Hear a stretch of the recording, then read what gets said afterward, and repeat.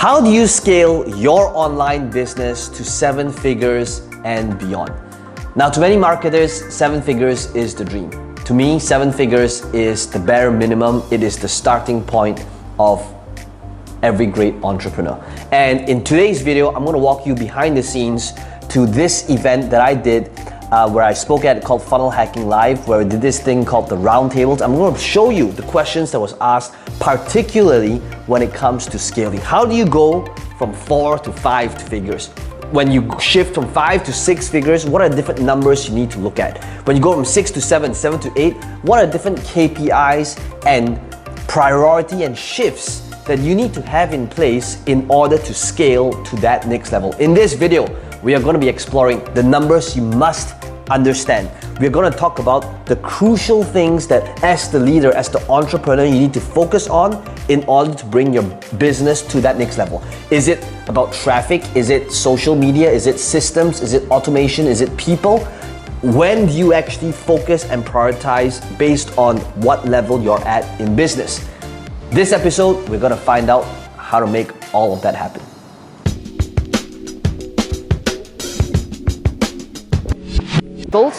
I make sure that there's somebody on my team who does the research beforehand based on topics that is proven to convert and engage. So there are many different platforms that allows you to do that. Social Blade is one of them. You go to Social Blade and Social Blade will rank all of the different videos on, say, YouTube for a certain influencer, their top 50 videos. So based Social Blade. B-L-A-D, like blade, yeah. So based on that, there's Social Blade, there's Ask the Public. Ask the Public, there is, there's one more that my team uses. BuzzSumo, right? Right, BuzzSumo, BuzzSumo. That's correct. So we use that as a way to look at titles that convert. And remember this, you gotta create titles that match the context of the platforms. So what that means is you wanna be able to create, so like what did Russell talk about today? He says that when it comes to traffic, there's 2 types of traffic, right? There's search and then there's pattern interrupt. So when you create these videos, you gotta understand, is this video a search which is intent based or is it a pattern interrupt? So when you create these videos, if it's a pattern interrupt, then you gotta make sure you got a really strong hook. Whereas if it's a video for YouTube, which grows over time, which is more about getting it keyword rich, it's more about getting it optimized, then that is where you wanna have it, where the hook is not so important, but rather about answering your keyword rich title, okay? So that's how I crank out all these videos in a very short amount of time. Preparation. Have all of your videos titles prepared beforehand, whether it's by yourself or whether it's by someone in your team. Yeah. Yeah. What would you say are the keys to scale from 7 to 8 figures in terms of... Okay, what is the key to scaling from 7 to 8 figures? It's knowing your numbers. That's it. It's all math, okay? The most important thing, if you watch like Shark Tank, right? How many of you here watch Shark Tank? Just curious. Okay, thank you. So if you watch Shark Tank, you'll see that in nearly every episode, the sharks will always ask these 2 questions without fail. Okay, it will be, number 1, how much does it cost you to acquire a customer? And number 2, how much is a customer worth? And you will see, especially in season 1, a lot of entrepreneurs, they struggle with the answer. They'll be like, oh, well, we spent 7,000 in ads last month and our sales were this amount. And they don't really know those numbers. The key to scaling from 5 to 6 figures, 6 to 7, 7 to 8, is just knowing those numbers. And in the context of ClickFunnels, it's all about knowing, number 1, how much is your average cart value, right? ClickFunnels tells you that amount. So if you know an average cart value for this specific funnel is $45, that means you know you can pay up to $45 to acquire a customer to break even, which is great if it's a front-end funnel. So your role as the marketer, number one, is many people think, okay, let me answer the mindset issue. Many people think that the key to getting more sales and more money is about having more traffic. And I say this all the time, it is not a traffic issue, okay? And the reason why it's not a traffic issue is because anybody can get traffic in one push a button. Anybody, any one of us right now can go to Facebook, YouTube, Instagram, and in one click, Facebook will send you unlimited traffic if you can afford it. So the question is not, how can I get more traffic? The right question to ask is, how can I afford the traffic so that for every $1 I spend, I get back $2 in return? Because if you can build something that gets $1, that's where you spend $1 and get back $2 in sales, that is the key to scaling. And you'll only be able to do that, number one, if you know your numbers, and number two, if your funnels are profitable enough to sustain paid ads. So the key to scaling is not more traffic. The key to scaling is two things. Number one, making sure your offer is compelling enough so that, number two, it sustains the funnel and whether the funnel converts. Okay, so it's those two things. You need to check to make sure your offer is compelling enough. And number two, to make sure your funnels are converting so that you have a high average cart value. And when you have a high average cart value with the funnels in place and you know those numbers, that is when you can scale to 7 or 8 figures. That's when you just pour traffic and add gasoline to the fire. Okay. That's a good question. Yeah. Great question. Thank you. Yeah. So my question is, for those that are still figuring out their copy, right? Early on in their game, which words work, which ones don't. What are your best strategies on testing copy to know what works and what doesn't to break it down? Testing copywriting. The best way if you're starting out is to follow a template. Okay? If you are on funnel scripts, if you're on perfect webinar, if you bought my book Platform Closing, these are all templates that if you follow it, there's not much room for error. Okay, so begin with like the benchmark. So whether it is a webinar funnel, whether it's a live presentation, whether it is a sales page, follow a template first, fill in the blanks, then only do you split test and modify. So do not reinvent the wheel, okay? I don't consider myself as a copywriter. I just take a template that's proven to work and I fill in the blanks. That is what I would recommend if you're just starting out, if you're bootstrapping and you can't afford a $20,000 copywriter, follow a template. That's my advice. Okay? Yeah. Go ahead. Speak up, please. So my name is Malaysia, by the way, Shan. Okay, thank you. What areas of your business do you automate the most to ensure scalability? The question is, what areas do I automate the most for scalability? Okay, so one of the things I do is to scale, it is all about replacing yourself, right? How many of you here, you have this belief that if I ask somebody else to do this certain task, it will not be done as well as if I did it myself? How many of you believe this statement? Okay, these are all the control freaks. I'm a control freak because personally I do believe that I'm good at a lot of things.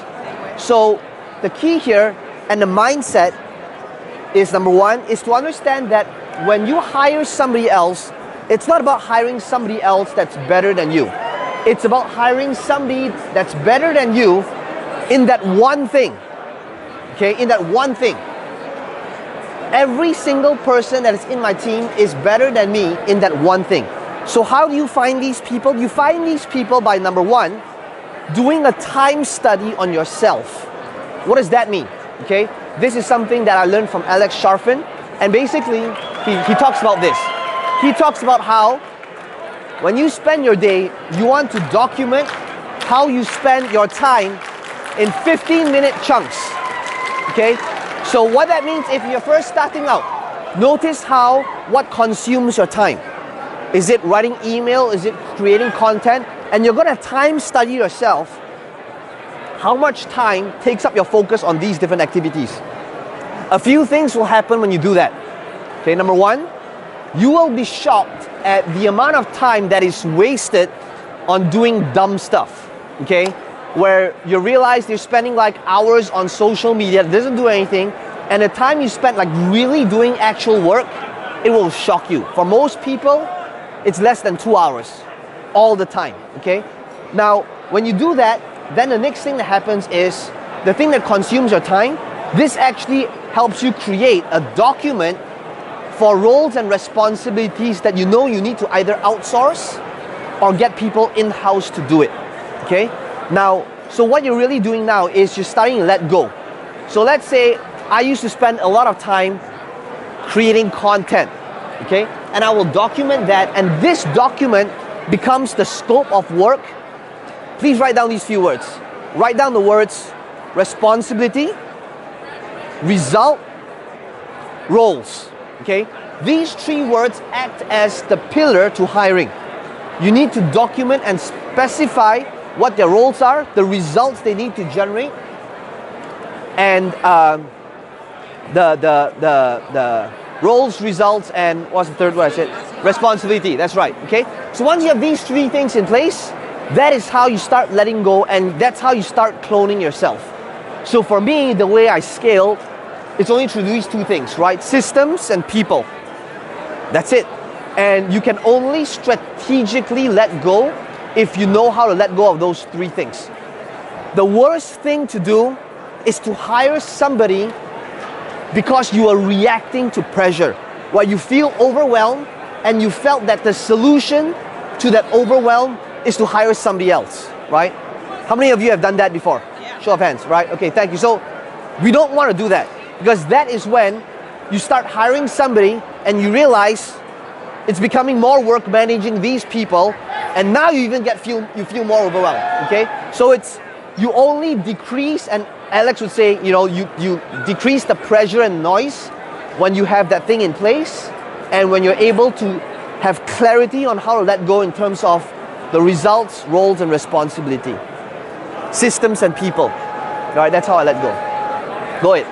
So I've really been struggling with figuring out how to price my products. Okay. My sell is not in the B2B space because I'm into doing music coaching. How do you do the proper research to know what's the right price you should charge for like your high-end offer? What is the price? The question is, what is the price to charge for a high-end offer? Now, a lot of marketers have different theories in pricing, okay? For all these different things. And the truth is, pricing is something, especially for high ticket, it's something that is pulled out of your ass. Like really. Like, why is it $997? Why is it $5,000? It's, number one, you begin with the result you generate and how much it would be worth to that person, okay? So, if that thing is worth $10,000 to that person, then you know you can easily charge $1,000 for it, okay? So, when it comes to creating a ballpark figure, think about the value and how much it is worth to that person. And if that's the value it creates, and that's how much that's the amount of money it will make them, that's how much it will save them, that's how much time. And the thing is, how do you put a price on confidence, on health, right? So you have to put some sort of value associated to it and charge 10% of the value. Because understand that people pay you money because it's a result. It's a result you generate. So if that's the result, then you have no problem charging 10% of that result.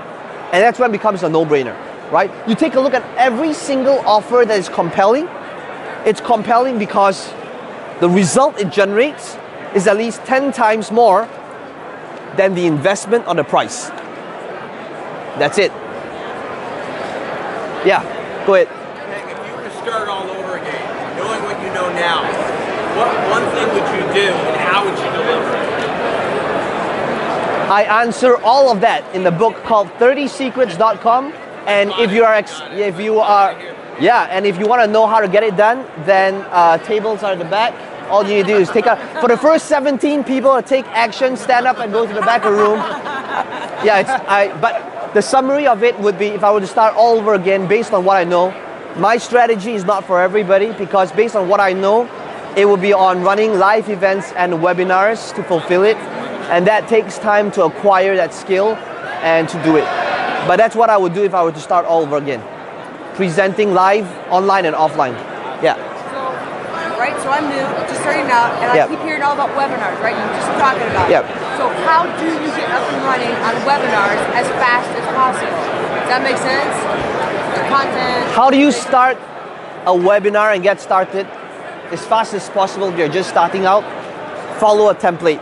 There's tons of products out there, whether it's my book platform closing, whether it's Russell's perfect webinar.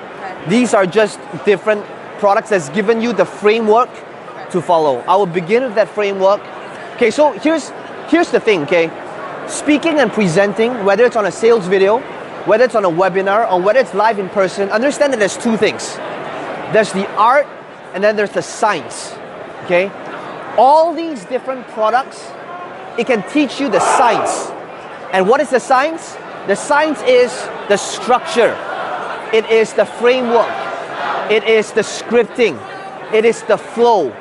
It is the words. It's the languaging. Now those things are easily transferable, right? You can learn it by understanding how to fill in the blanks and memorizing it. However, to be the top 1% that separates and differentiates you from everybody else, that's where the art comes in.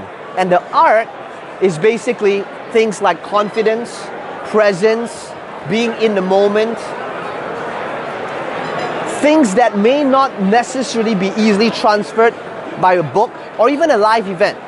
And that comes with practice. That comes with the journey of practicing, finding your voice so that you have your style, right? From all the different people that I've learned from all different workshops, from the different books, from the different online courses, my style is not similar to anybody's style. And because I've gotten the practice easily, well over 10,000 hours in stage time on online and offline, I've developed that art of speaking.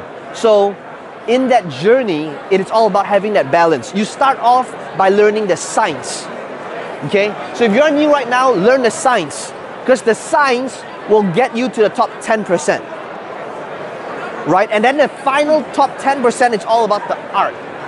And that art comes with practice, right? You look at every single speaker at Funnel Hacking, all of them became great, including Russell, because they learned the science first, and with practice, they developed the art. And it's when you have the balance of these two things, that is when you find your own unique voice, your own unique style that nobody else has. Yeah. Great, Jim. First of all, thank you. You've helped me take my content to the next level. Perfect. My question is, what would your advice be if I were to ethically funnel hack you, but niche it down? Yeah. Okay.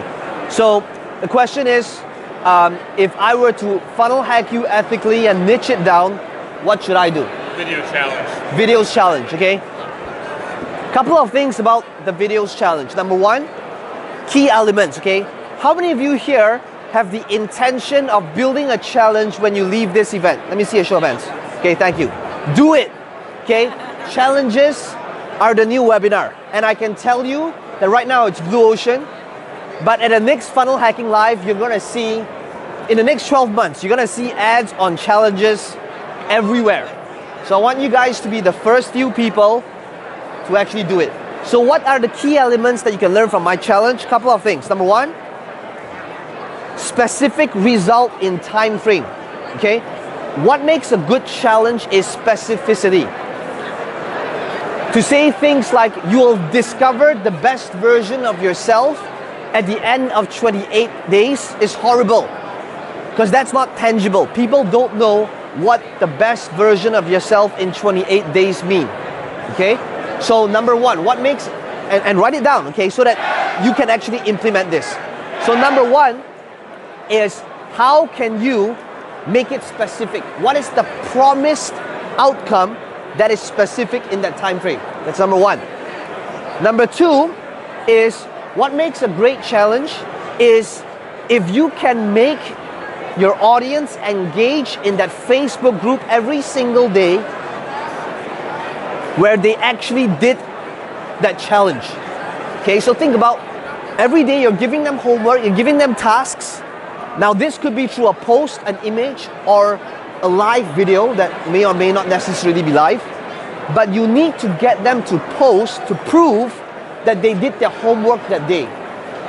Why do you want them to engage and consume? It is because the higher their engagement is, the more likely they will complete the challenge, the more likely they will show up on your webinar at the end, and the more likely they will buy and invest in the next step. Okay? So your role here is what makes this challenge different is that it's not an online course. Nobody finishes online course, less than 1%. Challenges has a high completion rate. So what that means is, which brings us to number three. Number three is write this down. Write down, you want to have a price that is linked to their participation, which means the higher their participation rate is in the Facebook group, the higher their odds is in winning the prizes. Now this is super ninja, okay? A lot of people that run challenges don't do this, which is, for me, it's this. We have prizes every single week that we give out. If you do your homework, you'll post your homework inside the Facebook group, and you have a specific hashtag. It will be Videos Challenge Day 1. Okay? I'm just curious, how many of you here did the challenge or bought the challenge? Okay, a couple of you guys? Okay, thank you. So, if you did the challenge, you'll know this. If you don't do the homework and if you don't do the tasks, your odds of winning the prizes is 0. Why is it 0? It's because when we do the weekly prize draws, we will go live. My community manager will do a randomizer from 1 to 7, day 1 to 7, and they will see the results. Okay? So let's say the randomizer is number 5. Then we will only look at the post with hashtag Videos Challenge Day 5. And let's say there is 170 posts. Okay? Then we'll do a randomizer from 1 to 170. So that means if you didn't do your homework, your odds of winning is 0. If you have been participating on the daily challenges, it's kind of like putting its additional entries into the bowl, right? So that's how you want to structure your challenge. That's the third thing. So have daily challenges where if they participate, if they take action, their odds of winning the prizes is higher. Okay, another thing to funnel hack. Another thing with funnel hack is, number 4 is pre-frame the webinar as part of the course right at the start. Okay, remember, number 4 is pre-frame that the webinar is part of the course so that it's stated on the sales page, so that it's inside the members area, so that they're excited about the graduation webinar at the end. Now remember, what is the purpose of a challenge? It is to ascend them to the next thing, right?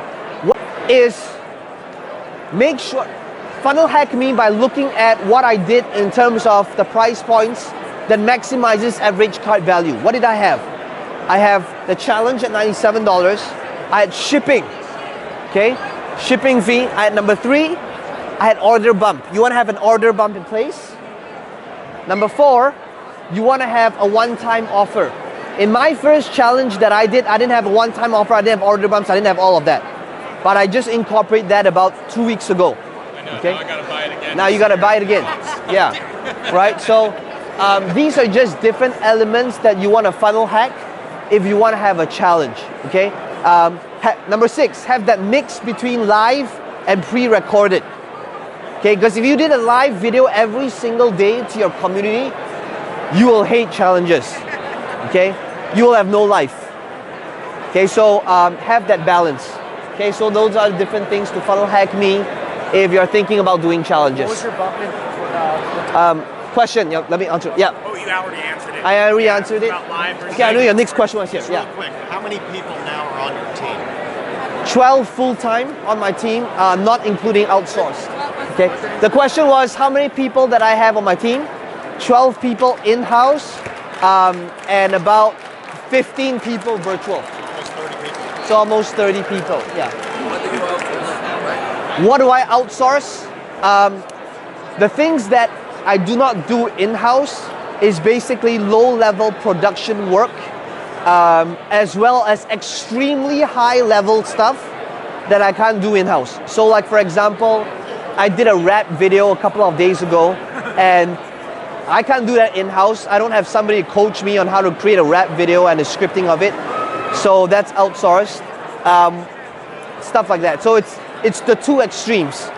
Extremely high-level stuff, specialized skills, or low-level stuff that is very, very repetitive in nature. That is the stuff we outsource. Yeah. Go ahead. I'm doing your one funnel away challenge to a live event. I'm not one funnel away. But you recommended the 30 days Yeah. interview.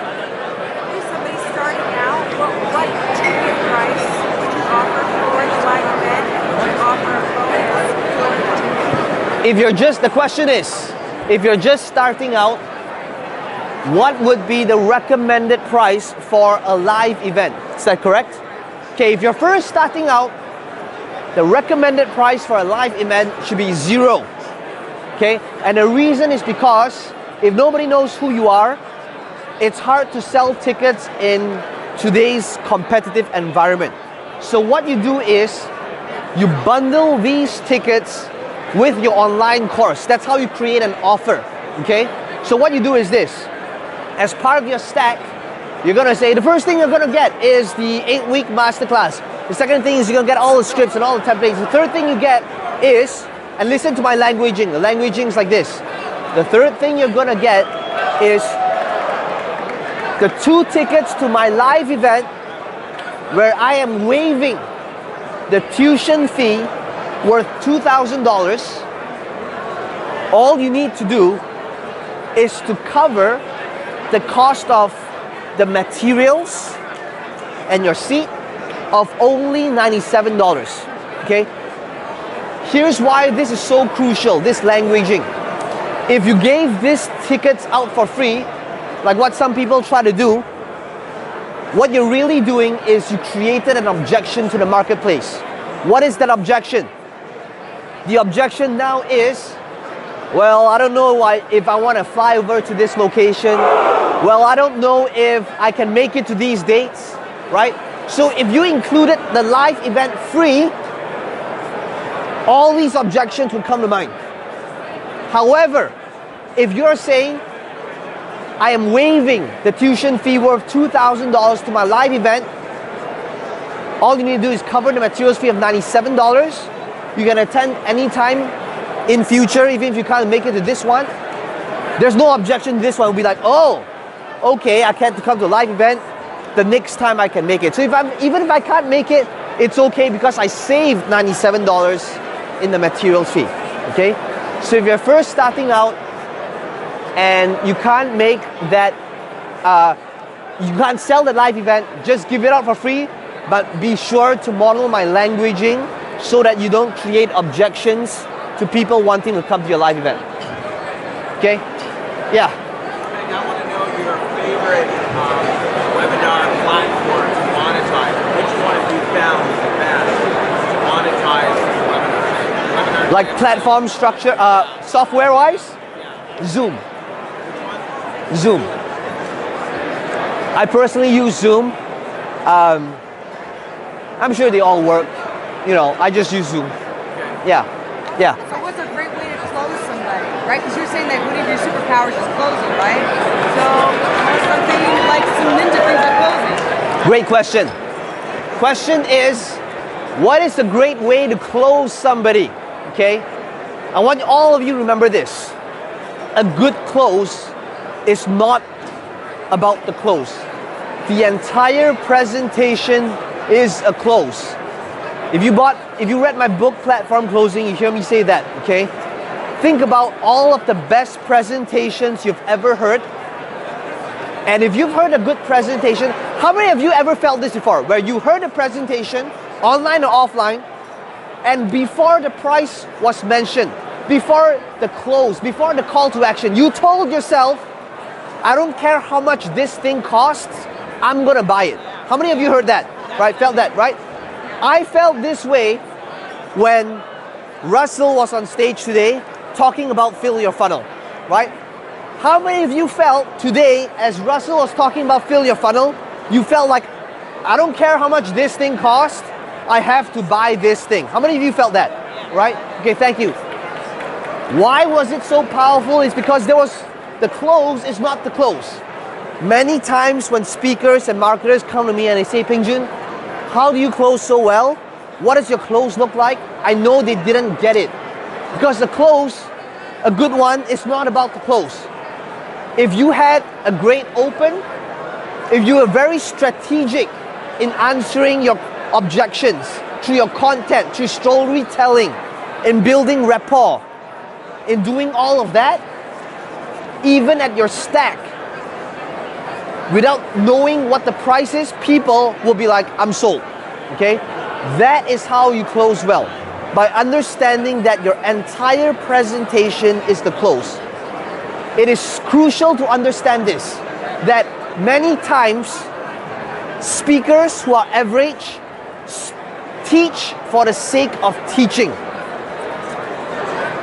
Master closers understand that every single thing they say, it is to strategically answer objections.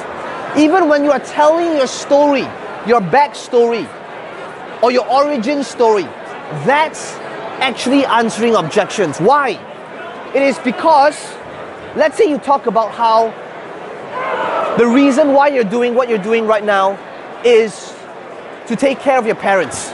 Let's say that's part of your story. And let's say you say that the primary drive is to retire your parents. That's actually answering a huge objection. Why? Because that is telling the audience who you are as a person, right? If they see you as somebody who wants to take care of your parents and retire them, what does that tell you?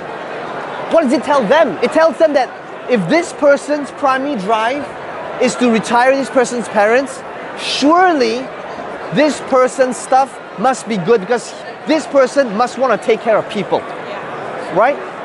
So ultimately, everything you are saying is answering objections. Everything. Everything. Even when you are teaching content, it is crucial to understand that when you teach, do not teach for the sake of teaching. That is the primary differentiator here. Let's say if you are in fitness, an average speaker who is teaching for the sake of teaching might say something along the lines of, did you know that if you wanted to lose weight and get six-pack abs, the way to do it is to eat less carbs. It is to remove rice, remove noodles, remove pasta, remove white bread from your daily diet. Now, what I just said is 100% true. However, if I did that, I actually created a bunch of objections. Why? Why is that? Because how many of you here love eating your rice, noodles, and pasta? Show of hands, right? Okay, thank you. So, without you realizing it, even though you had the best of intentions, you actually disempowered your audience because you created a limiting belief for them, which is basically, I don't know if I want to get abs anymore because I don't want to give up my favorite foods.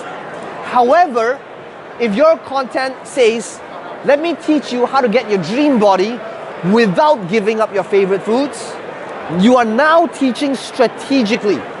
You are now teaching by answering objections. This is what separates top closers from everybody else. Top speakers, marketers, and closers understand that their entire presentation is a close, and therefore, from the time they step on stage, every single thing, every single sentence, every single statement, every single story is a close. And when you understand that, that is when you realize the close doesn't even matter. The close is buy now. That's the close.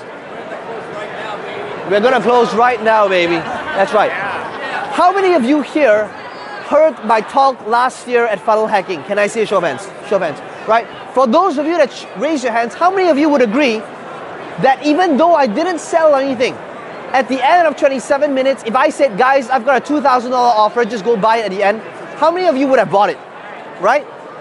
Because the close is not about the close. The entire presentation is close, okay?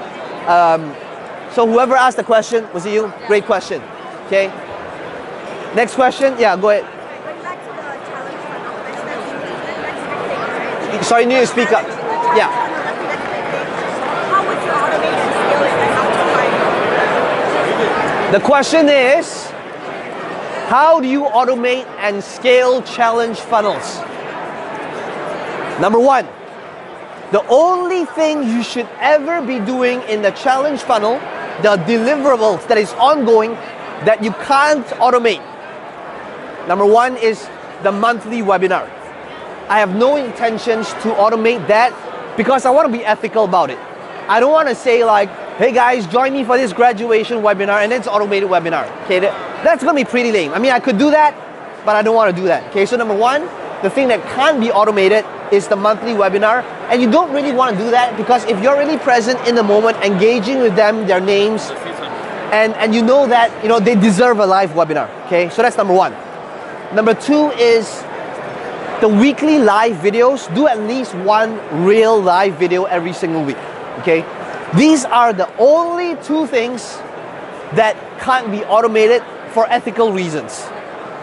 Everything else in the challenge funnel should be automated if you want to be able to scale, automate so that you have a life. So what does this mean? It means that in the members area, if you look at how I did videos challenge, every single day there's a task and there is a deliverable, okay? They can do it at their own convenience.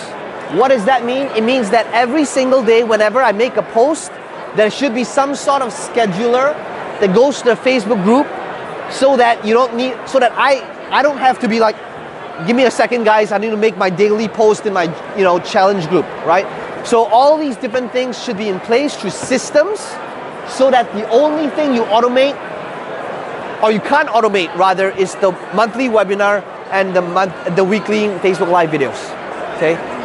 Any other questions? Yes? So kind of on the same lines, so your challenge right now is perpetual, runs all the time. For all eternity. The question is, how long is it going to run for? It's going to run until marketers spoil everything, and when people see the word challenge, their eyes are going to glaze over as like, not another challenge, okay? So I expect the shelf life for challenges for another 2 to 3 years, maybe, right? Pretty long, okay? Do webinars still work? Yeah, but not as well as how well it did 4 years ago, So do it now. I sincerely hope that when you guys leave this event, a challenge funnel is one of the things you have to do. It is so blue ocean right now and people love it. The tribe building, the community is amazing. Natasha released something that I know will forever change the landscape of online marketing. Okay, go ahead. So what would you do if, let's say you run traffic to your challenge webinar, your challenge funnel, and let's say you only get like 10 people in it, like by the start date, like how do you manage your time to fulfill on, let's say, the poor amount of leads you got from that, and still try to work to, get another campaign to get even more leads? Okay, so the question is, what if I do a challenge and I only get 10 people? Is that correct? Yeah. Like how do I, number one, understand that if you're starting out, you don't have a list, you don't have all these different things, that's part of the journey, okay? So don't be shocked if you got 10 people, right? I want you to anticipate that whether it's a webinar funnel, whether it's your first live event, whether it's your first free plus shipping, whether it's your first anything, it's gonna suck. That's what it is, right? Everything. But the more you do it, you get better. You'll suck less, and eventually you realize, hey, I'm pretty good at this. So if you get 10 people, remember, it's good practice. Think of it as you're creating an asset. You're forcing yourself to create this digital asset that can be used in perpetuity. So that's fine, right? And remember, there's only two things that you really need to do. The live webinar at the end of each month and the live videos on Facebook. So when you get 10 people, the most crucial thing is you must know your numbers, right? 10 people, that's fine. So for that month, what do? Your role is to increase the average cart value. Remember, it is all about increasing how much a customer is worth. For a challenge funnel, how do you increase how much a customer is worth? Couple of things. Number one, order bump conversion. Number two, upsell number one. Number three, engagement in the challenge so that they actually show up for your webinar. And number four, the conversion on the webinar itself. So understand that even if you've got 10 people in your challenge, it gives you a very important thing, which is what your numbers are. When you know what your numbers are, that is how you can tweak and make adjustments and improve the next one.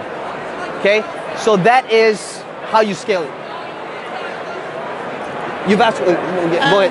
Do you retire your Facebook group after each challenge, each month? Question is, do you retire your Facebook group at the end of each month? Yes, because if you don't do that, what happens? The mindset is, hey, I've got access to you, Carla, for the rest of your life for $97. So I don't need to buy anything else from you because $97, I've got access to you for life. Now, one of the things you want to do is you can put them and move them to some sort of alumni group or the mass group so that they're part of the community now, which is what I do. I move people to my Game Changers group. But no, you do not want to give them lifetime access for $97. Okay? Yeah, go ahead. I just wanted to ask you a few examples of one-time offers and order bumps. Since that was a follow-up. Examples of one-time offers and order bumps, okay? What makes a good upsell?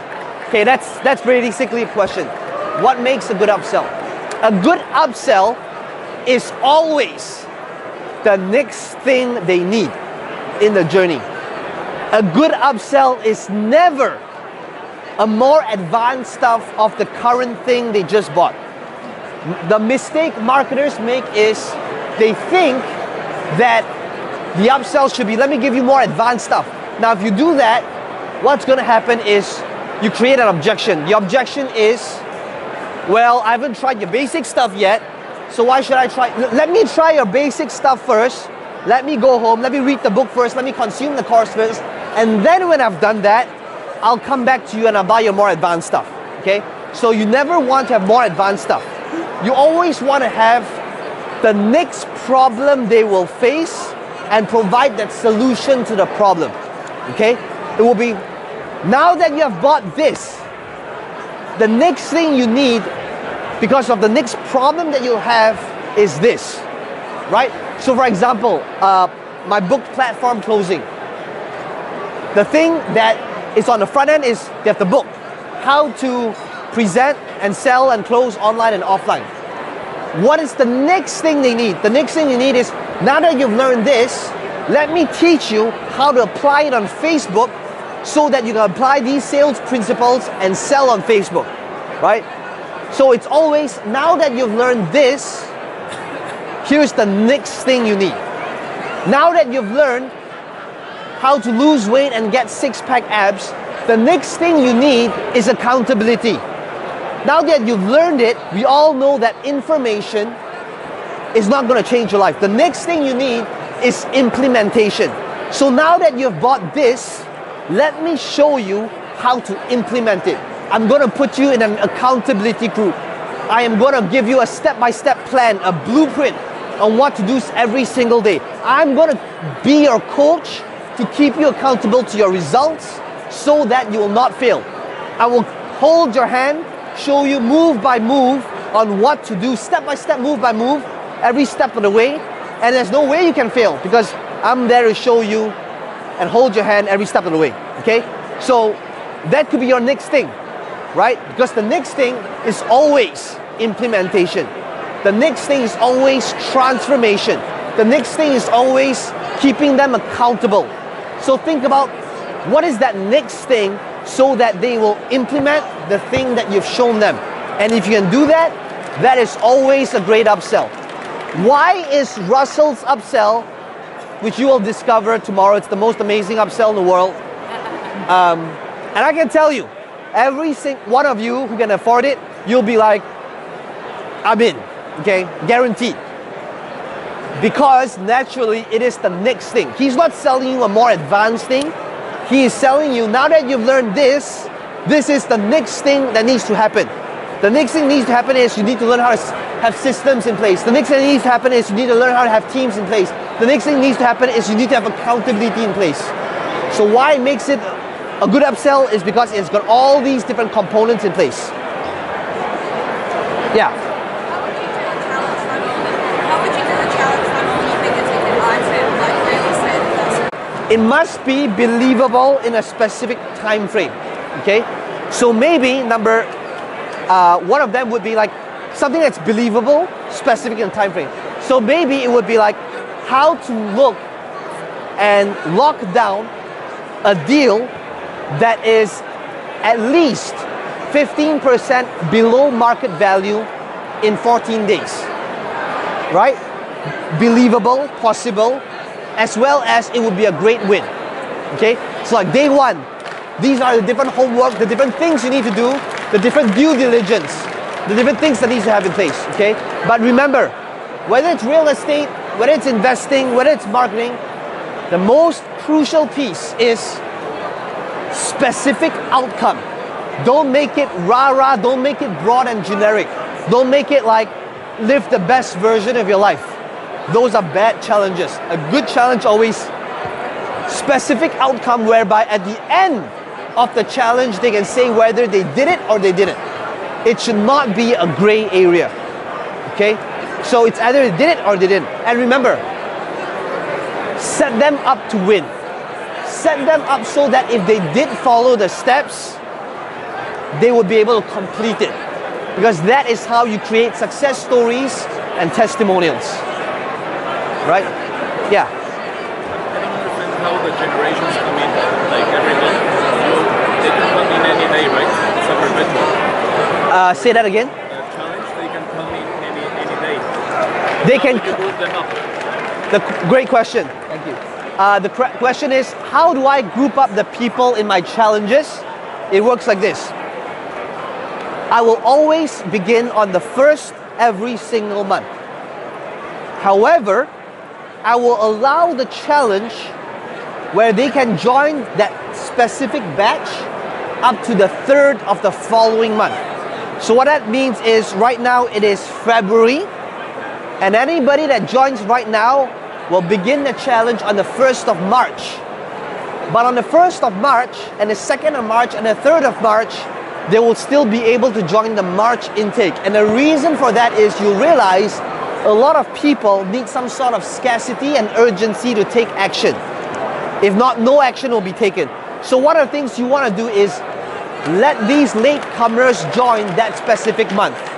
Because if you don't do that, then there's no urgency. Okay? A lot of my sales come from these last minute people who want to join on the 1st, the 2nd, the 3rd. Okay? And that's just the nature of human psychology. That's how it works. Yep.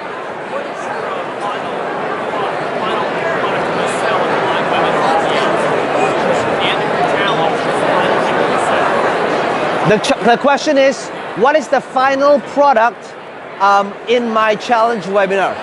To find out, you guys, no, but basically what it is it's the next thing, right? So what do I do?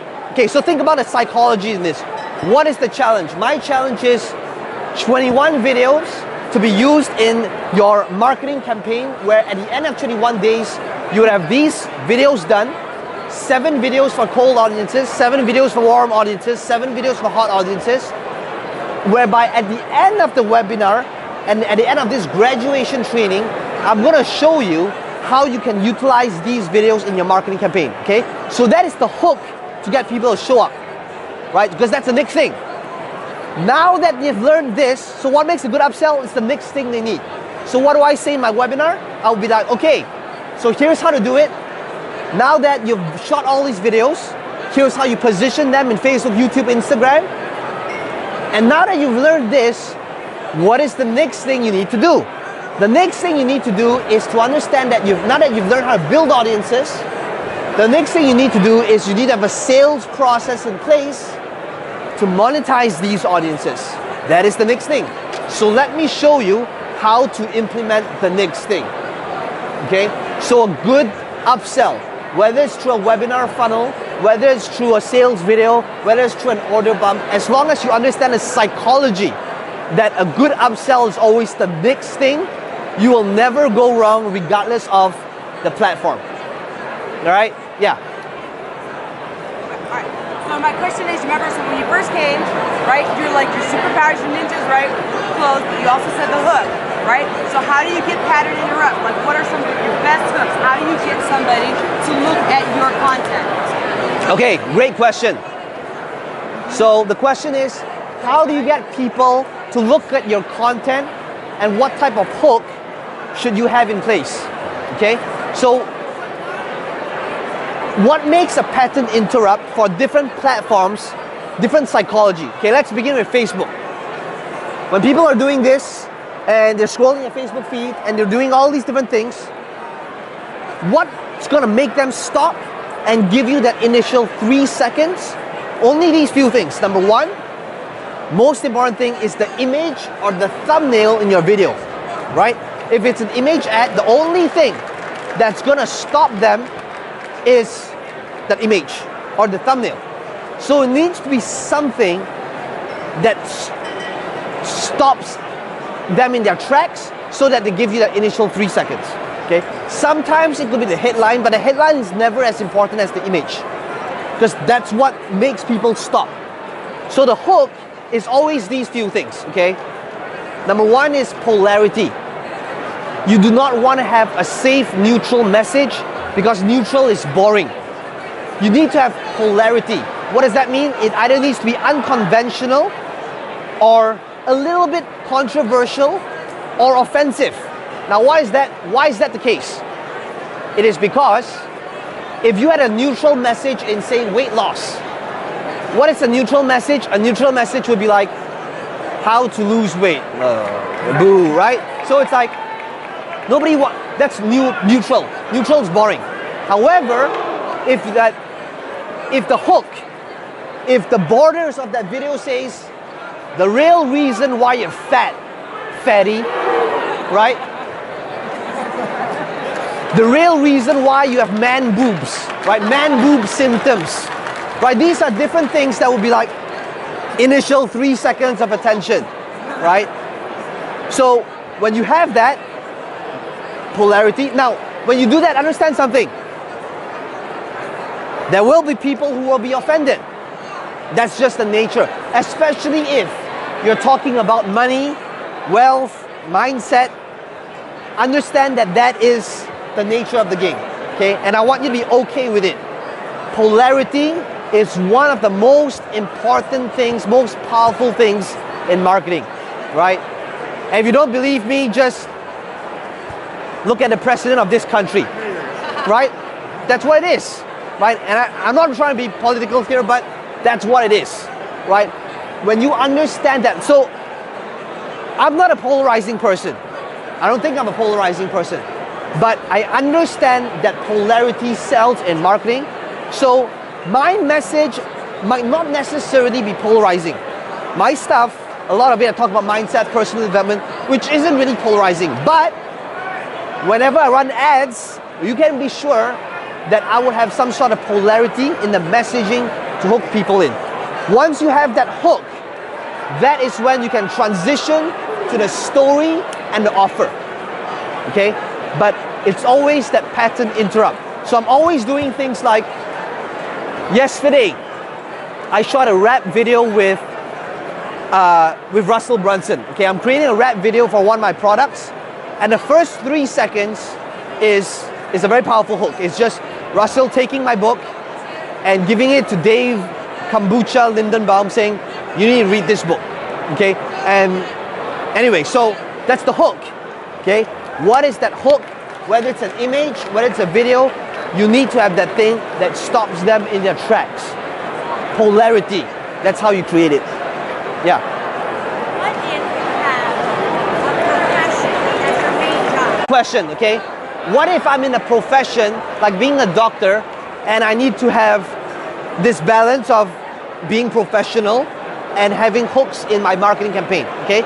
So these could be like things like you could have a very professional message, but your hook could be the truth to whatever that pharmaceutical companies don't want you to know. Okay? So you can be professional in your message, but have that hook to get people to listen to that message so that they give you that initial 10, 30 seconds of attention to listen to that message.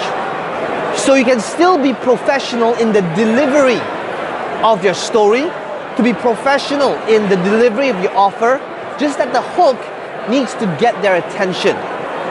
Okay? So if you want to go deeper in this, think about this. Tell me, what is the result you generate or the people that you usually work with?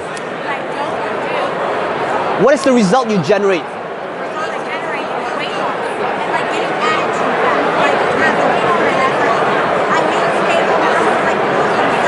Okay. Yeah. Yeah. Yeah. So if it's weight loss, it could be as simple as, here is why treadmills is a lie. Okay? It's pulling people in, okay, and you can still be professional in your messaging. Yeah. Yeah. Did you use any software to do the thumbnails? Yeah. What software did you use, or Photoshop to do the video thumbnails? Like yours, the video thumbnails. Come again, how do I create video thumbnails? Yeah, just Photoshop. Yeah, any image editor for thumbnails. Okay?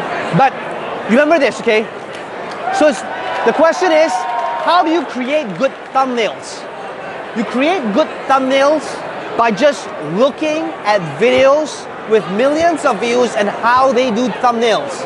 Remember, it's not about funnel hacking, it's about hacking everything. It's about modeling what's already proven to work. So what do? Okay? You go to YouTube videos, Facebook ads with millions of videos, and you will always see the same pattern. What is the pattern? Okay? Things like this. It will be this thumbnail where there's an image, and then there is like this red color circle of this person like doing something. How many of you know what I'm talking about? There's this red color, right? So if you see that happening all the time, you know that you can integrate that as a thumbnail for what it is you do. So the short answer would be model what's already proven to work, whether it is funnels, whether it's thumbnails, and apply it in your business, in your marketing strategy. Okay, yeah. You need to speak up like a lot.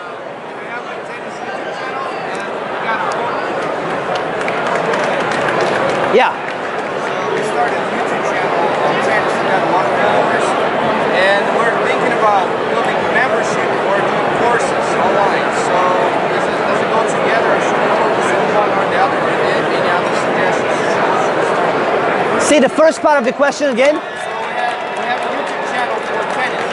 Tennis. Tennis. Okay. And then we started getting a lot of following on YouTube, and now we're thinking about membership or doing courses.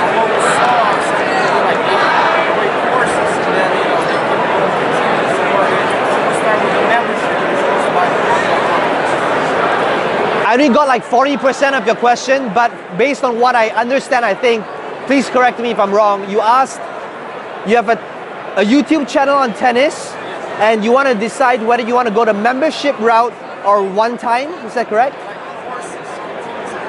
Okay, so I think the question here is, if I am in this market, should I do something that is of a membership continuity type of model, or should it be a course that is one time? Okay, the answer to most cases is always both, because first of all, not all markets will lend itself to continuity. Okay, however, I would say tennis, there is a demand for continuity. Why? Because there is no fixed solution to a problem where if you did it, I'm done, I don't have to learn it for life, right? Tennis is something where it's a journey to mastery. Even at 10,000 hours, you can still practice and become better. And because of that reason, there is reason to do continuity. So your continuity could be your high-level coaching, but the front end could be a one-time thing for a course, but ultimately you want to be doing both to fill up your value ladder. Okay? Yeah. Go ahead. Now, here's the thing, okay? No. The reason why I want to say this is that my first 6 months on my online journey, I didn't make a cent. I made my first $7 in my 7th month of doing it, okay? So understand that back then, there was no ClickFunnels, there's no WordPress. Back then it was like HTML with this thing called FTP, and I gotta learn Microsoft front page, and I gotta do all these different things, okay? So understand that no, all of you don't need to go through that process anymore, which is a total waste of time, okay? So that's how my first 6 months looked like, because I had to learn FTP, I have to learn Microsoft front page, I had to learn copywriting. There weren't all these different products and programs that gave me these shortcuts, but today all of you have that, okay? So the biggest excuse people say is things like, Peng Joon, good for you because you started 12 years ago when it's a lot less competition, but today things are a lot harder. That is one of the lamest reasons a person can give, okay? That is not an excuse. Why? Because back then, if you wanted to build a simple web page, it would cost you at least $5,000, at least, okay? But today you don't have to pay that amount. The barriers to entry last time was extremely high because of that, okay? So today it's all super simple to be able to do it right now. Yeah. I'm curious, and it might be when you started early on with your YouTube channel, but how do you balance creating videos that you find long-tail you work for versus videos you know that is content you want to create and it's not for the sole intention for Facebook, okay? So I began with Facebook, and with the videos I created on Facebook, then I repurposed it into other channels, into Instagram, into the quote cards, into the blog posts, into YouTube. Now, because I did that, I didn't optimize on YouTube back then, and I didn't do all these different things. However, this year, moving forward, I'm actually switching it around. I'm putting YouTube as a priority, and the reason for that is because YouTube is long-term, right? You look at somebody like Dan Lok, he's crushing it. He went from 100,000 one funnel hacking ago. When I met him, he was 100,000. Today he's over 1 million. Why? Because he gave priority to YouTube, okay? YouTube, personally, is the way to move forward, because one day Facebook is gonna snap their fingers and every 50% is gonna die. So, to answer your question, my priority now is, yes, I'm always gonna optimize it for YouTube, and then I'm gonna repurpose it for Facebook, Instagram, and all these other platforms. So yes, I always wanna make it search engine friendly, but at the same time, there would also be things like vlogs and things that I do once a while that will not be search engine friendly, and it's more for engagements. These are things like YouTube Live, these are different things like Facebook Live for the engagements. Which, come to think about it, are we on Facebook Live? Are we on Facebook Live? Can we go on Facebook Live? Yeah, pass it on Tianyi. You're on Facebook Live? Yeah, can you go on Facebook Live? So, to give you an example, I am going to go on Facebook Live, and I'm going to type in like Roundtable or something. I'm just going to do it, right? Sean, thank you so much for all. Hey man, pleasure man. Yeah, right. Yeah. CTR Sorry, could you speak? So email, the open rates Yeah. Are you starting to experiment more with making this chatbot? Have you had lot of success with that? Look, I know that everybody's saying like chatbots is the new thing like 2 years ago, but yes, even though email rates are dropping, it's always going to be there, and the reason is because email is a platform that you own. Okay, so Russell talked about that today. Your main goal is to take the things, the platforms you don't control, and the platforms that you earn, and move it to the platforms that you own. So email is not going to go anywhere, even though the numbers are decreasing. Am I using chatbots? Sure, because it's still a platform that I own, but I do not use it to automate support. I use chatbots as a way to bring people one step closer to the different departments that they might need to go to. That's all I use it for. Okay? Yeah. Yeah, go ahead. What do you try to accomplish on the 5 days before a product launch with the email, the social media, and other things? What do I try to accomplish in? Before the 5 days before a product launch. Okay, so the question is, what do I try to accomplish 5 days before my product launch? Okay, so personally, I do not believe in the product launch framework, and the reason for that is because I am not a JV person. I do not believe in like emailing my dream 100 people saying, hey bro, I've got my product launch coming up and I'd love for you to promote it.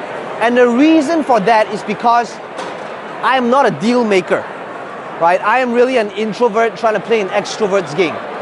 So because of that, I know that my strength is not in closing JVs and hustling them to be on board my launch. So fast forward today, I have never done a single product launch, not one. Because I know that my strength is not in getting JV partners. So I have never launched a product ever that says, hey guys, this is the countdown, everybody please launch on this date. So double down on your strength, okay? If you are, how many of you here are introverts? Can I see a show of hands? What about the extroverts? Show of hands. Okay, now, basically what I'm saying is this. There are probably more extroverts here because this event are more catered to extroverts, right? Right now the introverts are all hiding in their rooms, which is what I would have probably done if I was a participant of this event. So the introverts, first of all, introverts, give yourself a round of applause for being here, okay? Yeah, this, like, I know that's a stretch. This would have been scary for me. So if you are an introvert, double down on your strength. What is your strength? Right? You don't need to be doing the product launch route. So to answer your question, what do I do 5 days before a product launch? I don't do a product launch to begin with. I just want to make sure that my funnel works, to make sure that people, the cart, when they order, they get the download, and the entire thing is streamlined. That's all I'm checking. Okay? So nothing fancy. Go ahead. I'll come to you in a second. Yeah. What inspires me? I think one of my biggest things is when somebody comes up to me and they say something like, I just quit my job, I just made my first sale ever, I just did my first whatever, 10,000 a month. Nothing makes me more fulfilled than when somebody tells me that I made some sort of difference for them. Yeah. I know you had a question for a while. Yeah, so go ahead. Let's say I want to do a 30-day challenge, right? Yeah. On stage, they were mentioning doing a live webinar. So yeah. You have to go live every day. Yeah. Let's say I can't go live every day. They mentioned pre-recording it. Yeah. Which one is more effective? Okay, stand here so that you hear my answer, okay? The question was, if he doesn't want to do a live video every single day, thank you. Can I grab you anything else? I'm good, thank you. If he doesn't want to do a live video every single day, what should he do? I don't do a live video every day. I was talking about that earlier. I do a live video once a week. The only two things that you can't outsource or you can't automate is your weekly Facebook live video as well as your monthly webinar. Everything else, including your videos every day, can be pre-recorded so that it looks live. Okay, and that's what you want to be doing. Okay, so don't do a live video every day, because if you did that, you would have no life. Yeah. Any other questions? The 30-day challenge event? The challenge can be 14 to 30 days. Even if you're doing a 14-day challenge, you're live by 14 days? No, so even minimum should be 14 days. Minimum should be 14 days. Yeah. And the reason why you don't want to have too short of a challenge is because, remember, you're building a community. Okay? And 14 days, anything less, there isn't that engagement with you. Minimum. Yeah. Any other questions? I have in 6 weeks my first live event. It's around about 200 people. And I have a high ticket offer. And I'm not sure how to build my live event to close the most I can. You don't know how to build your live event? Is that correct? Yeah, to build in 3 days. Okay, great question. So like, what do I teach in my 3 days? Is that it? Okay. Great question. What if I want to do a live event and I don't know what to teach in my live event? How many of you here right now, you have the intention to do a live event one day? Can I see a show of hands? Okay, thank you. Great, good for you. And the reason why this is crucial is because live events is really when you can go deep with your tribe and make a difference. So first of all, that is an amazing ambition to have, okay? The next question is, what do I teach in my live event? Okay, now this is what most important things to understand if you want to make a difference in live events. The most important thing.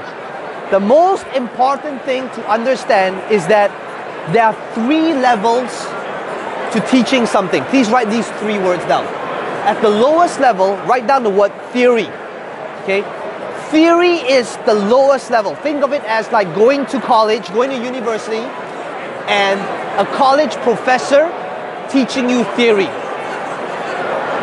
Is it important? Maybe. It has a role somewhere. Okay? The second thing, the second layer of things to teach, this is tactical. The steps, the moves to make, what to do. Now here's the problem. The problem is, most people think that the most important thing to deliver in a course, in a live event, in a seminar, is the steps, is the tactics. And they think that all I need to do is, let me give them the steps, the 5 moves, the 3 things, the 21 things to do. I want you to understand this and remember this, is that if all you do in your courses or live event is teach people steps that's tactical, eventually you become a commodity that you will be replaced by YouTube or Google or a search engine. Because the answers to steps and tactics is found on YouTube. So there's no compelling reason to learn from you if all you do is cover tactics. The highest level of anything, this is number 3. And number 3 is transformation. How do you create transformation so that they feel you changed their life? How do you do that? Write down these few words. Write down the words mindset, belief, motivation, environment. Environment. Accountability. Okay? To create transformation and real change, these are the things you must focus on. Are tactics important? Yes. But they will not implement the tactics if they don't have the mindset or the belief or the attitude to execute it. And to give you an example, let's take fitness and health. Everybody in the world, everybody wants to be fit and healthy. There isn't a single person in the world that wants to be sick.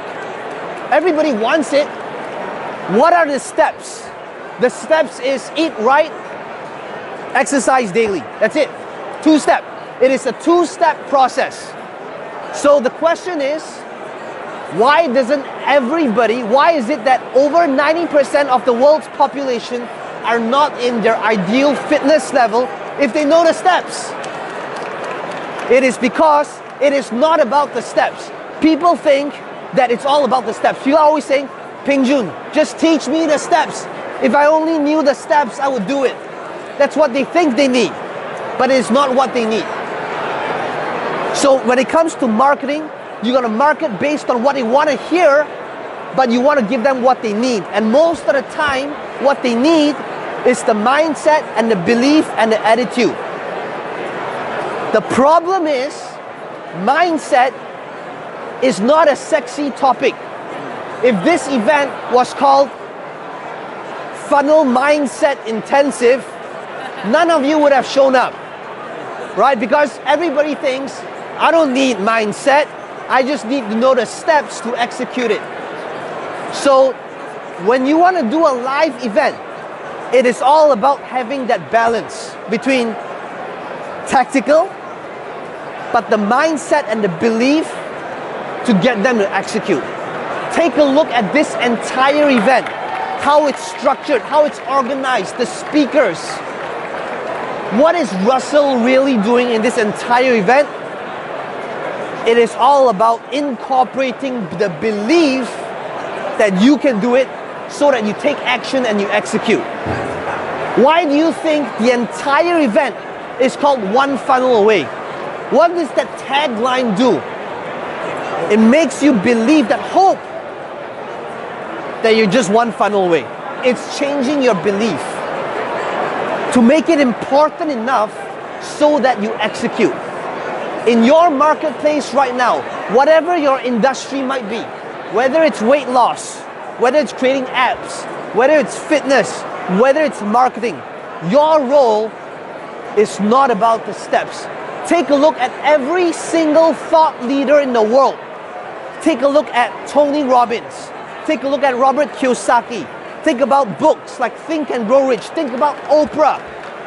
If you went through any of these courses or books or events, how many steps does Think and Grow Rich have? How many steps? There are no steps. What does Think and Grow Rich do? It changes your mindset, right? Robert Kiyosaki might be teaching you wealth, but he didn't give you any steps in wealth. He talks about things like your house is not an asset. Savers are losers, right? Traditional education, why A students end up working for C students. What does all these things do? It changes the way you think. It changes your outlook of life. It changes your mindset. It changes your attitude. That is how you create real change, where you will not be replaced by a search engine, where you will not be a commodity. Okay? So, yeah, so that's how to think about events, not just events, but products in general when it comes to creating something that truly makes a difference. Yeah? Okay. Great question. Can we all give him a round of applause for that? Yeah. Right.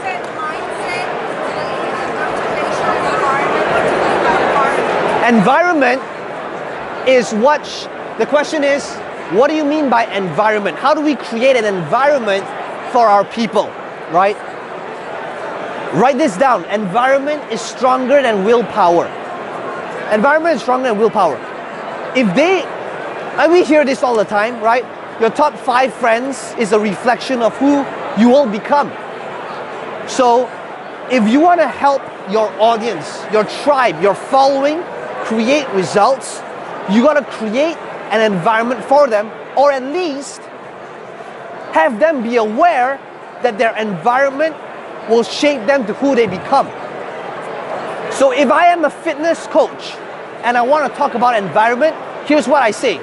I will say, rather than trying to develop the willpower on not to eat the chocolate cake and the cheeseburger, a much better way to go about it would be to create an environment where you don't even have that in front of your face to begin with.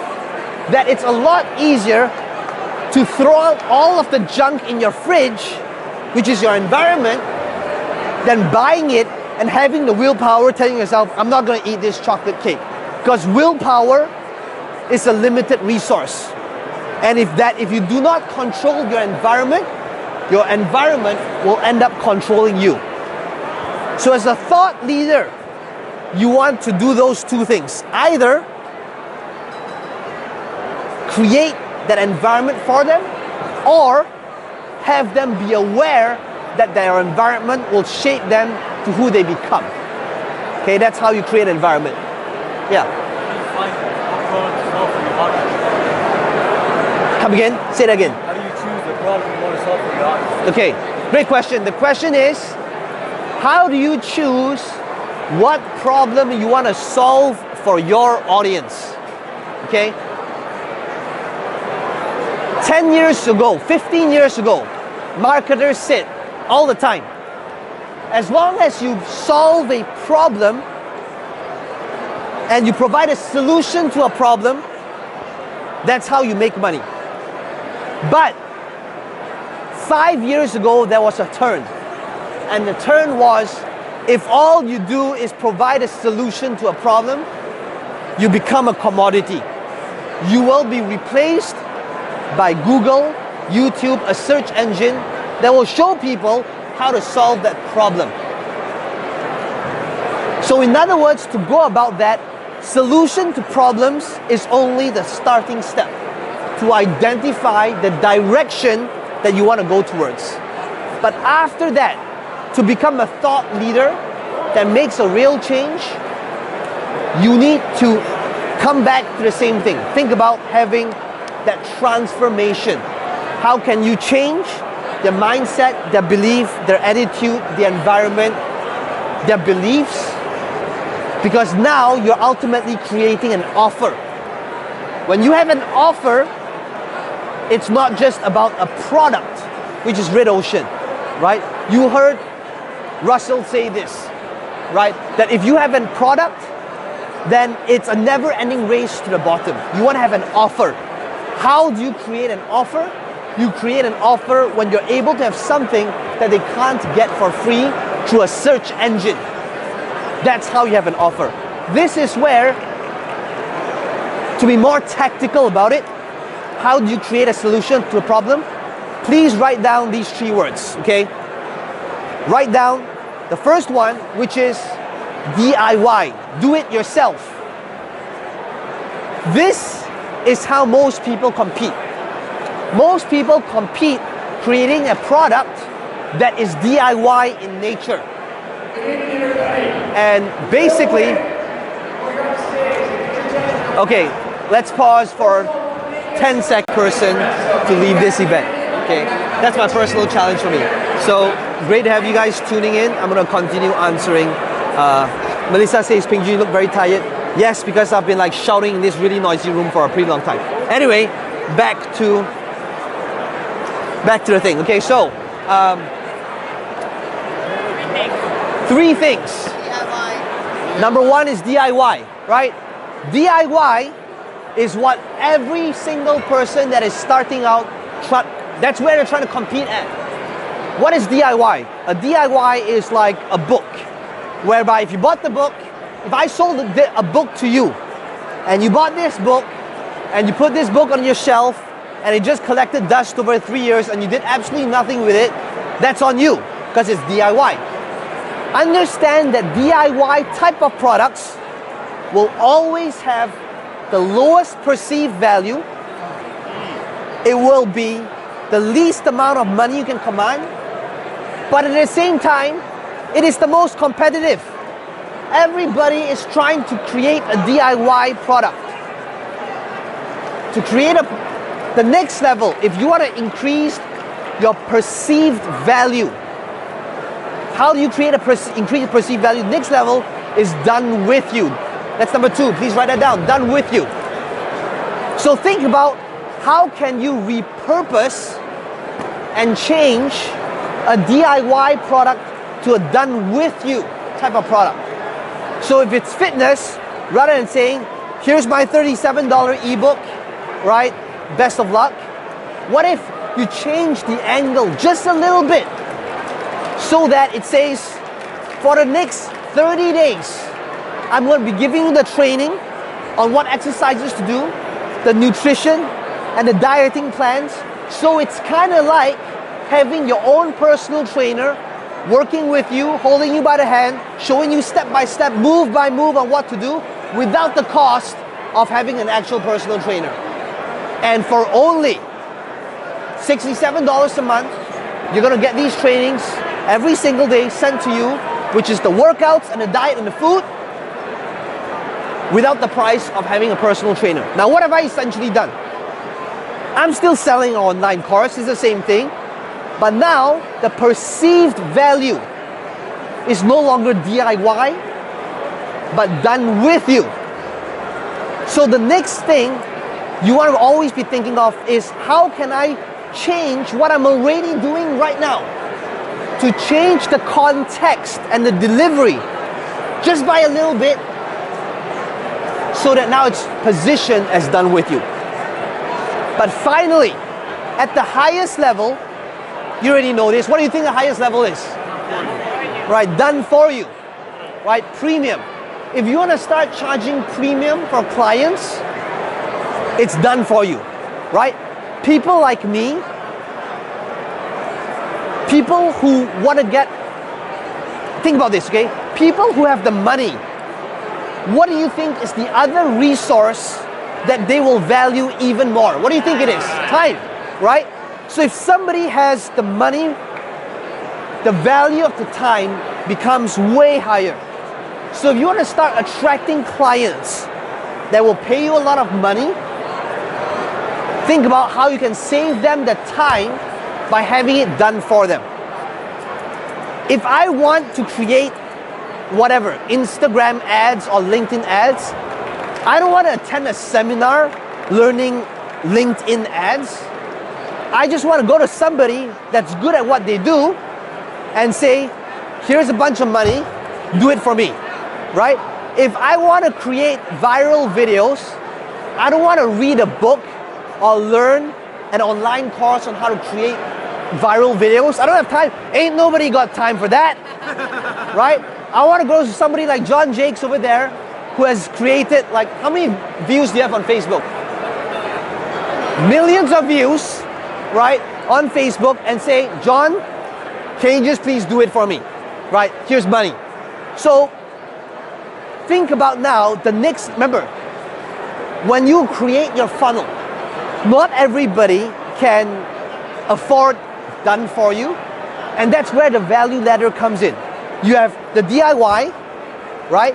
And then you have for people that's serious, that want to go on your coaching, that want some of your time, some of your attention, there's done with you. And for the people that has money, that doesn't have time for all these learning seminars, books. Russell doesn't attend seminars. He just want to say, here's money, get it done, right? So that is how you meet the needs and create the solution to problems to different levels of entrepreneurship. Okay, entrepreneurs who have the money, they don't have time to learn. That is where so you got to understand, ask yourself, if I am creating a do-it-yourself solution, how can I increase the perceived value to done with you? And if I have a done with you, how can I ascend these people that's serious, charge high ticket, 10,000, 20,000, 50,000 for this done for you, okay? The problem with done for you is that chances are the amount they're paying, it's going to require your time, okay? Our done for you begins at 100,000, okay? Where we take a cut of sales. And why? Because we want to make sure that people that work with us are serious, okay? So think about it, right? So to kind of summarize, if you are in weight loss, DIY, here's an ebook to lose weight. Done with you, here's coaching, step by step, move by move, the video sent to you every single day on the moves to make and the nutrition guide. Done for you, it would be, you continue eating your cheeseburgers and your cakes, I'm going to be on a treadmill doing all of the work for you, right? Done for you. Now, obviously, If you could figure that out, you'd be a millionaire. But this could be in Forex, right? Forex would be ebook. Done with you would be every single day. I am going to give you the different signals and the moves that I personally make so that it looks like I'm looking over your shoulders, showing you what type of moves to make the trades I personally make so that you can copy what I'm doing. Done for you for $497 a month. All you need to do is give me your username and password. I'm gonna log into your account for you. I will do the trades for you. You don't have to lift a finger. Everything is done for you. That's all it is, right? And that is how you create a good mix for solutions to problems. Okay, let's give him a round of applause for that, right? Okay, next question. Yeah. So what's up? Guys are continuity programs, right? Whether it be tennis lessons or coaching, marriage coaching. Is the key really, like you talked about, is it for long term, is it mindset coaching really, or mindset, or and how do you keep that going, right? How do you continue to create value for that customer? Okay, the question is, if you have some sort of recurring, how do you create that mindset and the value for customers so that they stay, so that there's retention, okay? Is it mindset? What is it? Okay, mindset is always the base. It is always the base of everything. Remember, if you can change how they think, you will change who they are. The reason why they're not executing is not because they don't know the steps, but because it's not backed up with the mindset to execute. But remember, mindset is not a sexy topic. Mindset alone is not going to enable them to keep paying that $97 every month. So what will make them keep paying? Number one, the pain of disconnect or loss, right? Think about it. If Facebook said, right now, we're going to charge $10 a month, and if you don't pay this amount, you will lose all of the pictures, all of your posts that you've ever made on Facebook. How many of you here would pay the $10 a month? Right, all of you. Why? Because there is the pain of disconnect. So that's the first thing, okay? Think about how can I make it so that if they disconnect and if they stop paying me every single month, there's that pain associated to it. Number two, it is the environment. Okay, please write down environment. How can I create an environment so that now everybody's accountable to each other, they're making friends, they're interacting with each other, and it becomes some sort of community, and now the community is actually doing the work for you. I remember when I was playing this game called World of Warcraft, okay? How many of you here heard of this game, World of Warcraft? Okay? When I played World of Warcraft, and I was paying like, I don't know how much it costs now, like $15 a month. There was a time when I didn't want to stop paying them only because of the friends I made in World of Warcraft. And it was because of the environment and the friends that I had inside World of Warcraft, the community and the environment that made me not stop paying. And that is why the recurring, it was not about creating content every month. I was paying not because they were creating content every month. I was paying because there was a community in that platform. So for you, when it comes to creating that recurring, that community is key, so that now it's not just you with all of the heavy lifting, with all of the burden over your shoulders to deliver every single month, okay? Community is key to recurring. All right, let's give him a round of applause, right? Thanks, Gil. Next question. How to build that community? Okay, one sec. Let's. Way back there by the third bar, at the far end. I need you guys to raise your hands if you're way at the far back wall. Did you guys hear me way over there? All right. We have 10 minutes left, and I want to let you guys know how much we appreciate you being here. But really, in 10 minutes, the mean side of Dave is going to come out because I you guys have sucked the living life out of every one of of our So you got 10 minutes left in this roundtable. Which we appreciate. I hope you got a ton of value out of it. Yeah. But again, we're wrapping this up in 10 minutes. So Is the room so far? make the most of it. Most importantly, know how much we appreciate you guys being here. So thanks again. Give the Roundtable host a huge round of applause. One more time, please. Thanks, guys. Appreciate it. Thank you. Honored. Honored.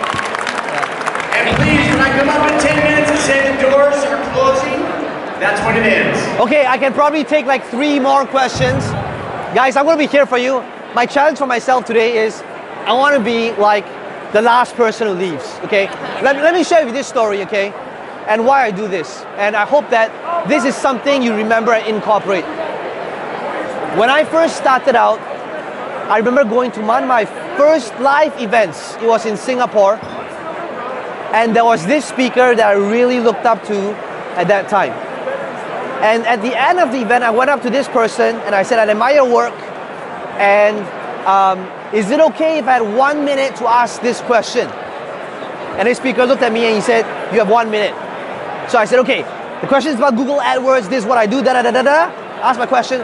And he looked at me and he said, your 1 minute is up. And he walked away.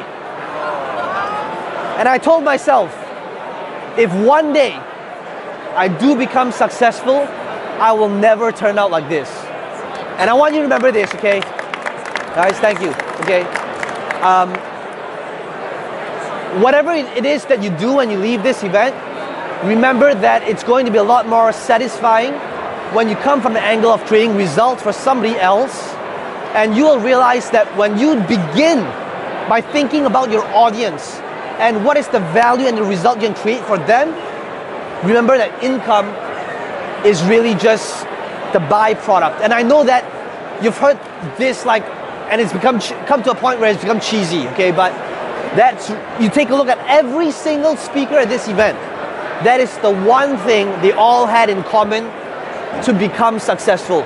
When they stopped chasing the income and they started thinking about the results they created for the community instead. Okay, that is going to be the biggest shift. Go ahead. Have you got any suggestions for stickiness on a continuity program? Say that again, please. You got suggestions for stickiness, retention on a continuity program? Okay, the question is stickiness for and retention for a recurring program. Environment, community, and basically pain of disconnect. I would just summarize what I just said just now, but it comes back down to those principles. Okay? Any other questions? I want to just wrap up. Yeah. How to create that community? What's the process? Oh, right. The question is, how do we create this community so that there is this sense of tribe building and all of that, right? So like, how did I build the following? It begins with that vision, okay? Like, what is the vision that the status quo, what's wrong with the status quo, right? You take a look at like this funnel hacking community, and how did Russell create this community? He began with the manifesto. The manifesto is like the code of honor. And this will attract the people to your vision. So you gotta decide who are the people you want to attract and who are the people you don't want to attract. When I first started off, I thought to myself, I made the mistake of what most marketers make. And I thought to myself, if I can attract a broad audience means more people, which means more money. And having a broad messaging actually weakens you. It does not strengthen you. So when I first started online, my messaging was, let me teach you how to make money online. So my target market was anybody who wants to make money online. Now the problem with that, even though it sounds like a great idea, without me realizing it, it weakens me. Why? Because it's number one, generic, which everybody else is using, but most importantly, it was attracting the wrong people. I was attracting the biz ops people, the people who want to make $1,000 overnight with one push of a button, right? And if you have a broad messaging, you will attract the wrong clients, and that is when you will hate your business and your life. Whereby, how many of you here you have worked with a nightmare client before? Raise of hands, right? Show of hands. Thank you. Now, and the reason why you work with nightmare clients is because of the messaging that was put out in your sales process. Okay? So you gotta fix that sales process, your messaging on social media, what you say on Facebook, YouTube, and Instagram, because what you say there will determine your community and the people you attract. And when you fix that messaging, you'll be able to fix who comes to you, and that will change the entire structure and nature of your business. Okay? Yeah, go ahead. Say again? From everybody to who's your target market now? Okay, so who is my target market now? I have a few different grids. Okay, so who is my target market? Number one, people who want to scale their businesses using social media. Okay, so if you take a look at like my value ladder, I begin the social media value ladder with number one, free plus shipping. Let me show you how you can automate and streamline your social media postings through this 9-step process.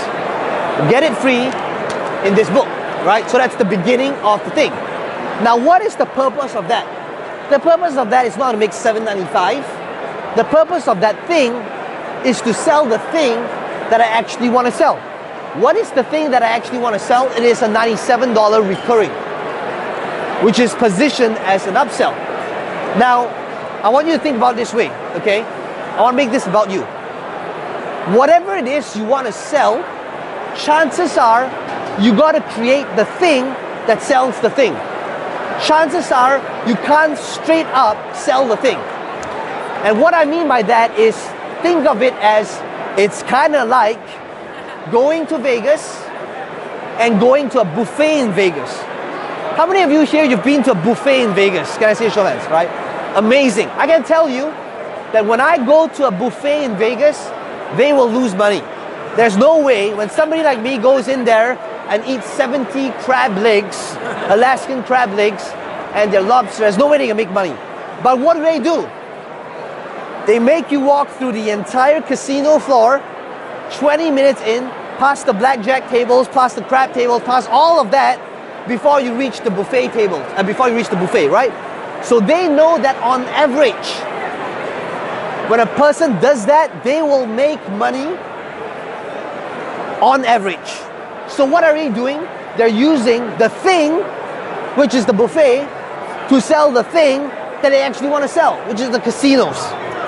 So for me, the thing that I actually want to sell is $97 a month. But understand this, if I let my messaging and my social media and my sales process and my ads with that message, which is, hey guys, my name is Peng Joon, let me teach you social media and how to create ads every single month for $97. This person will be like, well, most people will be like, who's this guy?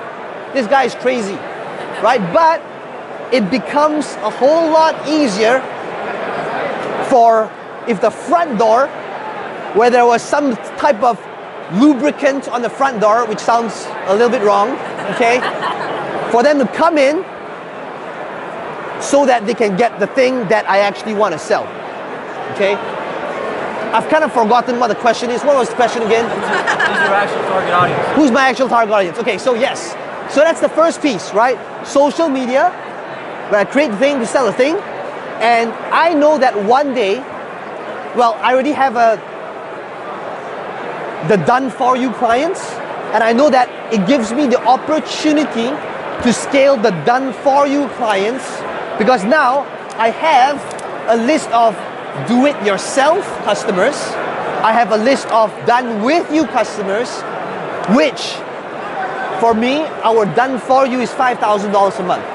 But again, if I went out there and say, hey guys, let me do social media for you for $5,000 a month, people would say this guy is crazy. However, because now I started off broad, do it yourself, and then I've got a done with you and now the done for you, it completes the value ladder. So that's one value ladder.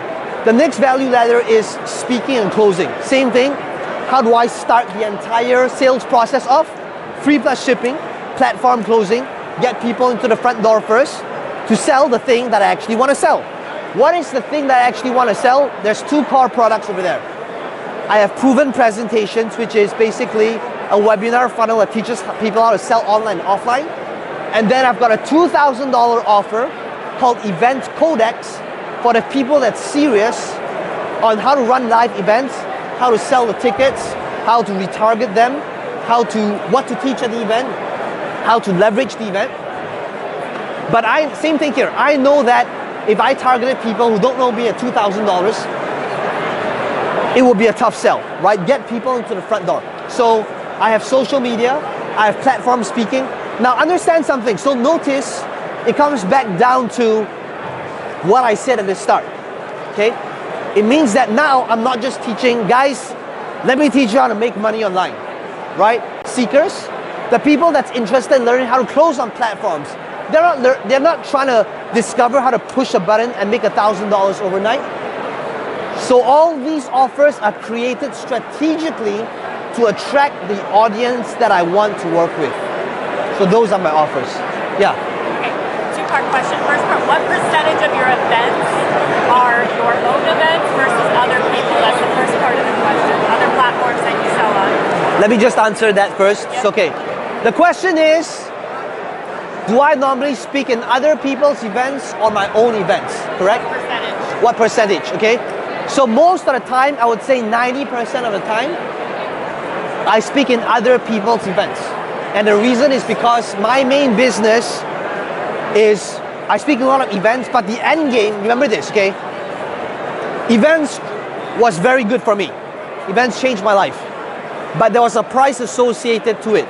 Ever since 2015, I've had no life. 2017, last year in 2016, I was probably home less than 2 months the entire year. In last year, I probably spoke in like 20 different countries, and I lived out of my suitcase. So I was speaking other people's events, people organize events, I will speak on it, I will sell something, and we'll split 50-50, okay? However, I will also have my own events where I fulfill, and they will come to my event. So these 2 things are very crucial. But that being said, understand something. Live events might be good for cash flow, but there are a lot of speakers who end up playing this live event game where they're constantly on the road and they're stuck at the $1 to maybe $3 million mark, which is pretty good, but the problem is when they stop working, there's no money left. So live events is great and will help you scale only if you are repurposing it into some sort of digital asset where it becomes an online offer when you use it part of a social media process, right? Just like what I'm doing here right now. Yes, this takes up my time, but what am I doing? I'm recording this. Chances are these videos will be repurposed into specific YouTube videos. Why am I starting every single video by repeating the question first? Because I know it's going to be easier for my editor to optimize them and make them specific for different channels, right? So understand that live events are great. It's the highest level. It will give you good money, very good money, but the end game that is highly scalable is always digital, 100%, okay? Question? Yeah. Where do you see yourself in 5 years? Question is, where do I see myself in 5 years? You know what? When people ask me that question, the honest answer is, I never think about it, and because I know that even if I have whatever plan that I have in mind, chances are we will pivot and we'll do something very different, okay? If Russell was asked where do he see himself 5 years before ClickFunnels, he would have never said, I imagine myself building a SaaS company that's going to make $100 million a year. Planning is great, but the thing that cripples people, that stops them from taking the next step, is because they want to have all these things in place before they make that first step. So I don't plan where I want to be 5-10 years from now, because I know that chances are something's going to happen and things are not going to go according to plan. And it's just going to make a person miserable when things don't go according to plan, because things never go according to plan, right? So that would be my answer. Right. Yeah. How do you see JV marketing? Do you see them as leading your own list? The question is, how do I see JV marketing and what are my thoughts? Up till today, I answered this question earlier, but up till today, I have never done a JV launch where I get people promote something together. And the reason for that is not because there's something wrong with the model, but because that is not my strength.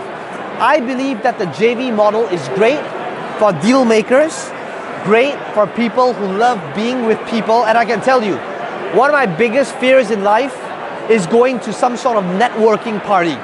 Like, true story.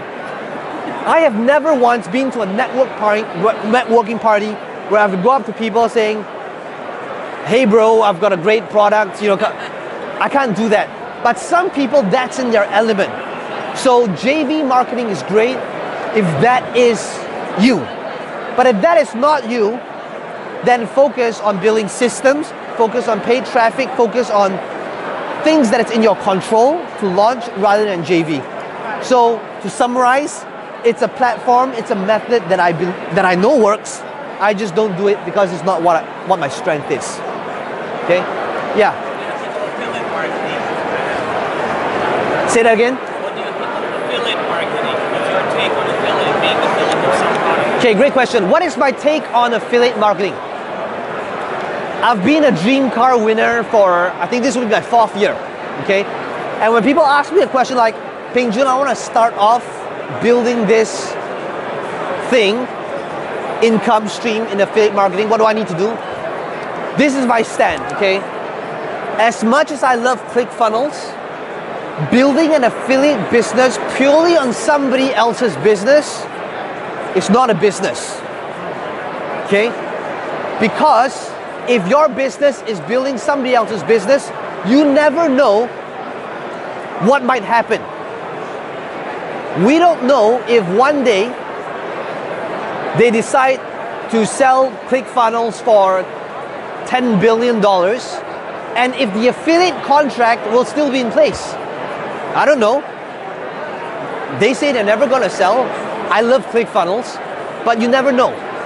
So what I'm saying is, how many of you here are affiliate marketers? Can I see your hands? Show of hands. Affiliate marketers.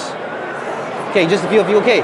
So like for me, all of my affiliate marketing income is because I promote stuff that I truly believe in, like ClickFunnels, but I don't pay any attention at all in promoting it. It's just a thing that happens naturally because people come to me, see my offers, buy them, and then it will be, hey, by the way, if you want to build funnels, ClickFunnels is amazing. So I do not believe in affiliate marketing as a main business model because it is not a business. Focus in your main business first, and affiliate marketing should be the side thing that happens naturally as you are helping your audience and your tribe get that result. Think about the different tools that they might need, and because you are helping them go from A to B and they need those tools, those are the tools that you should be referring inside affiliate marketing to get success. Yeah? Okay, any other questions? Yes? How did you land the contract with like the big guys, and then how did you make them to give you a testimonial? How do you get contract with the big guys Like Tony wrote, like, and give testimonials? Okay, great question.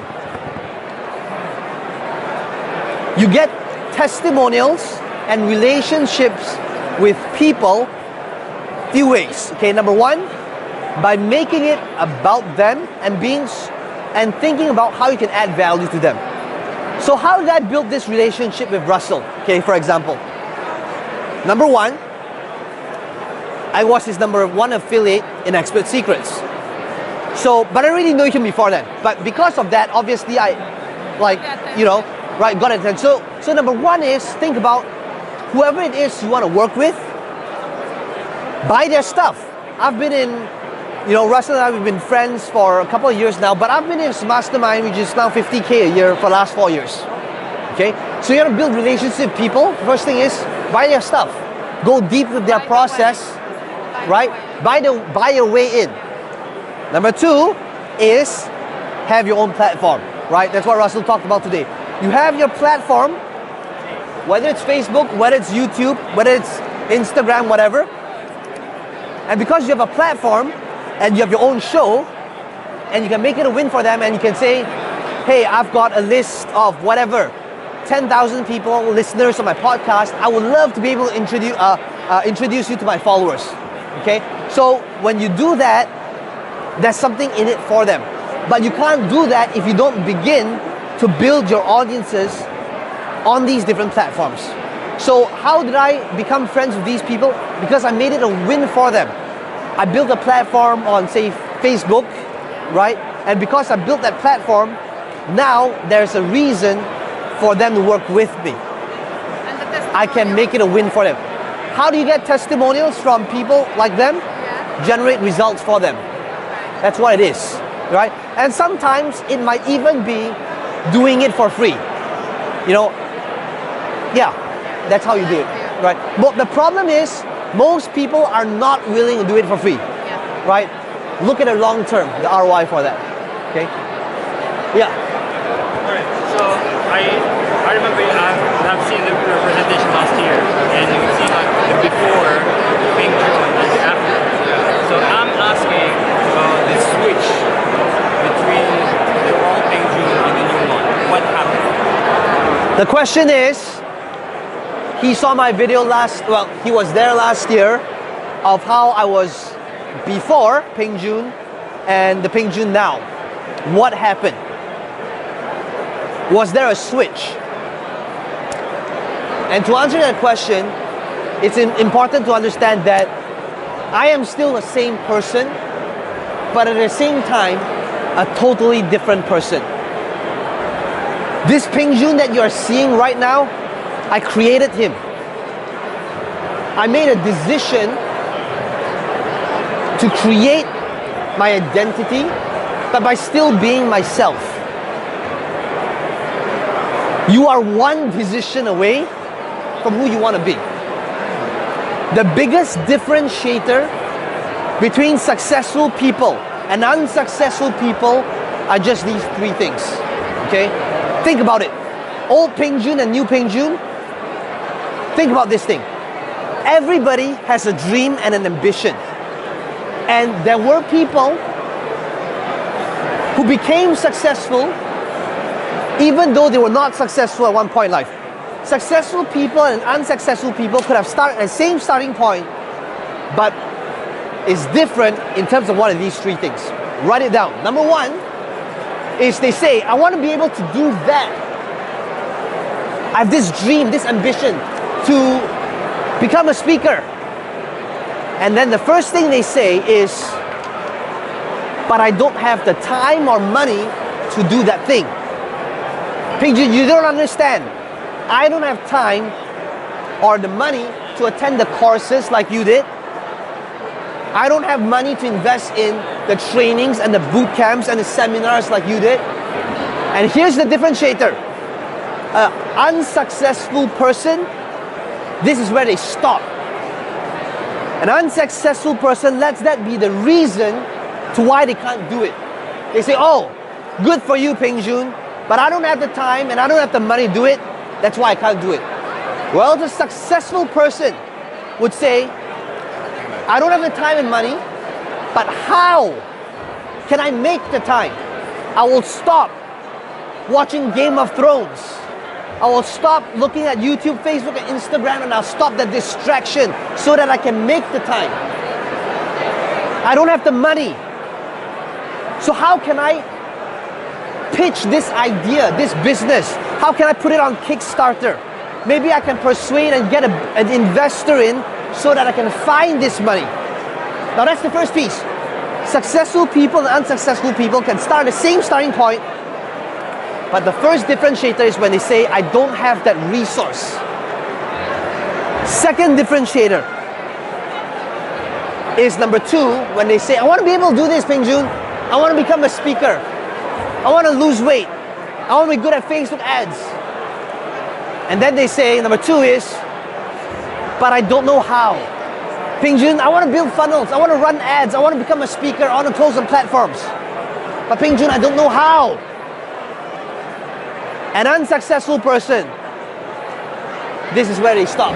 They say, well, good for you because you know how, but I don't know how. I don't know how to build funnels. I don't know how to speak. And then they stop. Well, the successful person who didn't know how would say, how can I put it in my agenda to learn the how? I will read the books. I will attend the seminars. I will listen to the tapes, which is what I did. I didn't know how. But I put it in my agenda that one day I will master the how. Or find the person who knows the how, who will save me that time. And that's the second differentiator. That's the second differentiator between successful people and unsuccessful people. And the third differentiator is, Peng Joon, I want to be able to do this. But I'm not like that. Peng Joon, you don't understand. Of course I want to be like you. I want to speak in front of people. I want to be on stages. But Peng Joon, I'm not like that. I'm not an extrovert. I'm not good with people. I'm not like that. And this, again, is where they stop. People don't see that I am an introvert trying to play an extrovert's game. They look at the finished product when I'm still work in progress. They don't see the amount of money I've spent in acquiring this skill, attending the seminars. They don't see the amount of time practicing in front of the mirror, in front of the camera. People who look at an Olympian, at a gymnast, who makes a movement look so easy, does not realize that they have spent their time, focus, energy ever since they were 4 years old doing the same movement over and over and over again. I can help you get out of here. Okay. No, I'm good. I want to be here. Right?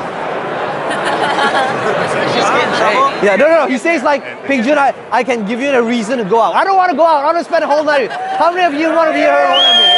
Yeah. Okay. We're going to be the last table to leave. Okay.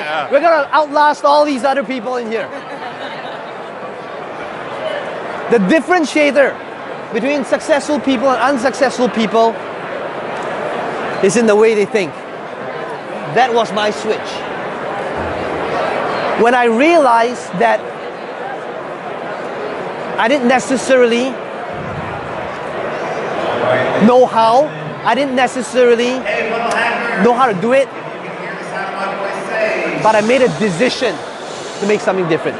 One more time, fellow hackers, if you can hear the sound of my voice, say. Thank you. Thanks, brother. That was good stuff. Hey, man, Keon Wong said hi. Oh, Keon Wong, nice stuff, man. Wait, was that an announcement or was that it? Announcement. Oh, wait, okay. Can I get a quick photo with you right now? Oh, shoot. Hold up. I did a video. Cool, thanks, brother. Me too. Thanks, man. Good content, buddy. Thank you. Okay, guys, I want to take photos right at the end. Okay. Remember, early access doors open at 8. Oh, wait. Anyway. Be ready to rock and roll. 8:20. We're going to go ahead and please go ahead and make your way out of the room one more time. Okay. Can I ask you one question? Okay, yeah. Let me do questions first. I want to be fair to everybody because if not, it's like, we'll take pictures at the end. Okay? Yeah. Have you ever been burnt out doing what you do? And if so, how did you get back on your feet to where you're at right now? Great question. Closed. I think that I wanted to finish. Guys, I don't think I can outspeak the speaker. So guys, I want to thank all of you for being here. Thank you. Can I take a picture, please? I'm over here.